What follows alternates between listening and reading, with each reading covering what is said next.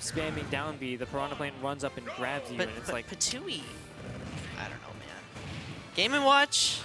Does he not play Game & Watch anymore? Has he just dropped that character entirely? No, Game & Watch would be the preferred yeah. character here, I think. Because this matchup is low-key almost even. But given how, like, Lugia is not especially good when the opponent is at ledge, like, really playing to Piranha Plant's nature as, like, a ledge trapping character, I don't really know if I want to try to go up against that as Incineroar of all characters, because while Incin does have, I think, some tools that allow him to get off ledge and back onto the stage, it's limited, you know? And against Piranha Plant, it's not, like, any tool you have isn't going to work 100% of the time. Because Lugia is just so consistent at, like, these ledge traps. That's true, but if I'm being completely honest with you, I know it did end up taking it over Tay, but I'm not sure about the Wario versus Lugia, especially because Lugia does struggle with my style of character, which is kind of what Wario is, but Relwood plays in a way that's very strange. Down smashes especially, like, that is not a Wario thing. That down smash is awful. Yeah. So you really have to be playing on point as the Wario. So I'm sure if this game number 1 does end up going in favor of Lugia, which it's looking pretty set to at this point, I could see the hero coming out at the very least. Bounce is a very strong tool to just have in the back pocket, but also you have those disjoints. And you don't want to camp his plant either, because then he just gets MP and he's going to get his buffs, and he's going to call in all 5 of them Power Rangers, and he's going to demolish you. But I do think the most optimal character that we have seen Relwood play, just in the history of Relwood, is the Game & Watch. I think that would be the character. Yeah, we can't put too much bias on the Game & Watch, because Game & Watch is just a really strong character in their own right, especially in comparison to his other pockets. Yeah, but Plant is that, like, kind of brand of character that Game & Watch does do well against. For sure. Yeah, Bucket is such a non-committal move that it is very, very useful to have. Because characters that rely on projectiles this much tend not to do well versus any character with a reflector in the back pocket or a counter or something like that, but especially a character like Game & Watch. But that being said, Wario is the kind of character that can come back from this, for sure.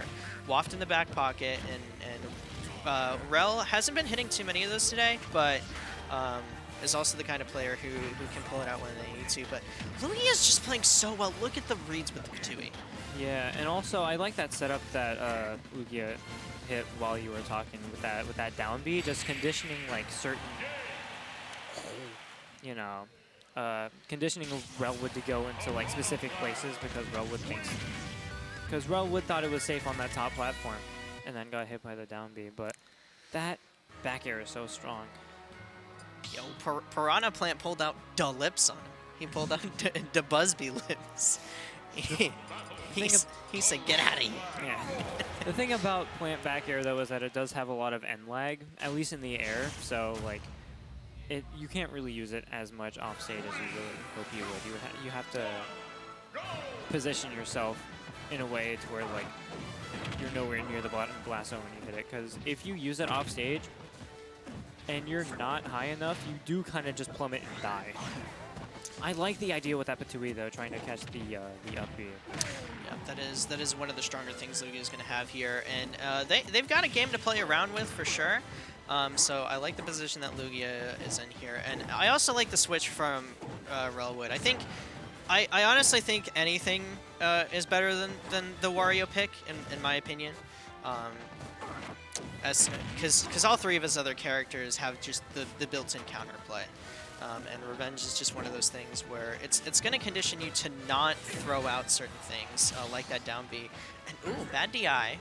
Bad DI on the forward air. Lugia's first stock going to be eaten up. Well, I think Lugia just thought like they lived, so they stopped DIing, and then this game is weird sometimes. But one thing I will say, because I know how I was talking earlier about like how this isn't the greatest matchup for Incineroar, but one thing that I should note in terms of Plant is like when Plant uses Up B, the helicopter or whatever, the leaves they still have like hurt boxes that you can hit, and it makes Piranha Plant really easy to 2-frame because a lot of the time the leaves are just going to be like sticking up above the ledge, so you can really like. So I guess technically it's not a 2-frame, but. And yeah, when you have to come to the stage like either straight from below, or else you're going to get eaten up.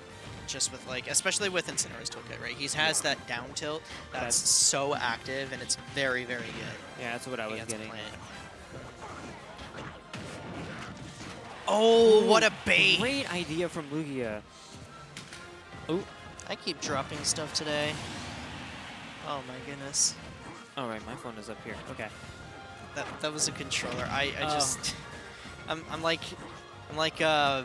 Mary Poppins with my pockets today. I have everything in my pockets. Ooh, I like the idea with the down air from Railroad, just unfortunately didn't have the greatest positioning. But I'm now noticing that Lugia is like down a considerable margin.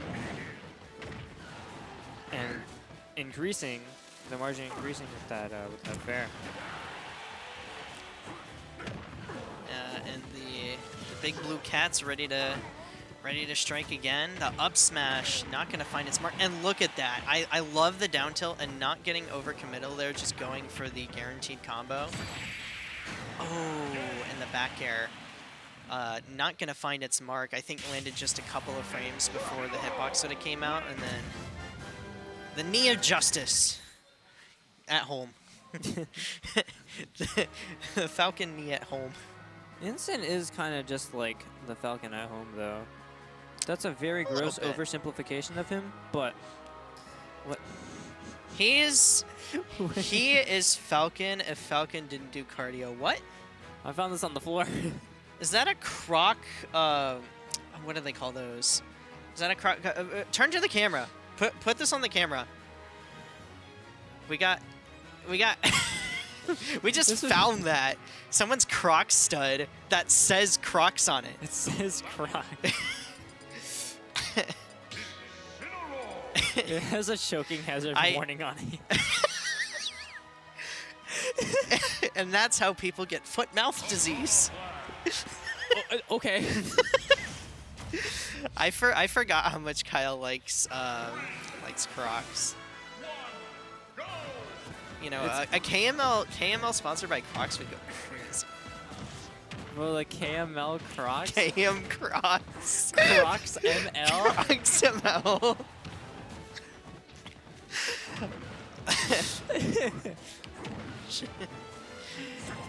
Oh, Relwood. It looked like Relwood like waited out that air dodge, but didn't really capitalize on it though. But Lugia is so good at like spacing the Patui like just right, so where it rolls off of the platform. Because for those who don't know, Patui, the main strength of it comes from the fact that like if it's moving at all, it has a hitbox. So like even if it like hits the ground and then like rolls off, it's still going to have a hitbox, and the hitbox is also weaker, so it allows for like follow-ups. And that's something that like you definitely have to be ready for. Yeah, it's definitely one of those matchup things too, because like some projectiles, some items like turnips, for example, the second they hit the ground, there's no hitbox anymore. And then other things like Patui, like Gyro, even if they hit the ground, if they have any momentum to them, they'll still have that hitbox there. So it's nice that Lugia is pulling out all of the tools that they can to take advantage of, because you kind of have to. You kind of have to as Plant. Yeah, just like that. I think there was a misinput there. Yeah, like, they didn't want to press the B button too early. Because, but they did. But they did, yeah. and they're just gonna, yep, take the game, and that's just one of those situations where it's like, okay, I just want a mental reset. Yeah, it preserves your mental. You know, like pretty much it's Jover. The game is Jover, so you're like, let's not.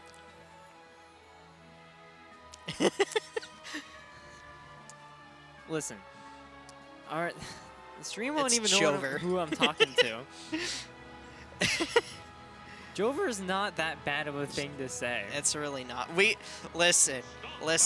I heard you talking to Kaveen last week. I'm sorry, I could pull that out. There are far worse things in the world. Who are you talking to, me or Kyle? I'm talking to Kyle. Okay, cool, because I did not talk to KB last week. Sorry, yeah, I'm talking to shoutouts to KML Kyle right now, who is talking to us on the mic. And we're Very upset. The Palutena come out from Lugia, and I do know Lugia has a Palutena. Yeah, they've been playing around with a couple of secondaries as of late. I played against their PT and Palutena as well. I think those are both like simple enough characters and top tiers to pull it out when the Piranha plant can't get it done. Yeah, and I know last month that like, or it wasn't even last month. It was like several months ago at some. It might have been the Arcanian, but the KML Summit 2.7 or whatever it was. I'm pretty sure Lugia went like all Zelda in that bracket. Yeah, there aren't many characters that are like that in Ultimate, but characters like Piranha Plant are just characters that you really do need a secondary to shine, and so I like that Lugia has the confidence to pull this out, especially this late in the bracket. Oh wait, that's not Zelda. Oopsie daisy. That is Palutena. But I actually think you were right. I think they were going Zelda in the Invitational. Oh yeah, You weren't wrong. I You're wasn't just wrong. tired. It's just the point didn't apply to the current situation. They have pockets, all right? They Princess have. whose name begins. Well, Palutena's not a princess. She's a goddess. Female character whose name ends with Girl. A. Girls. Am I right? No. Girls. Not teching. You're right. Oh, man. I'm sorry, the setup was right there. Lugia's all right.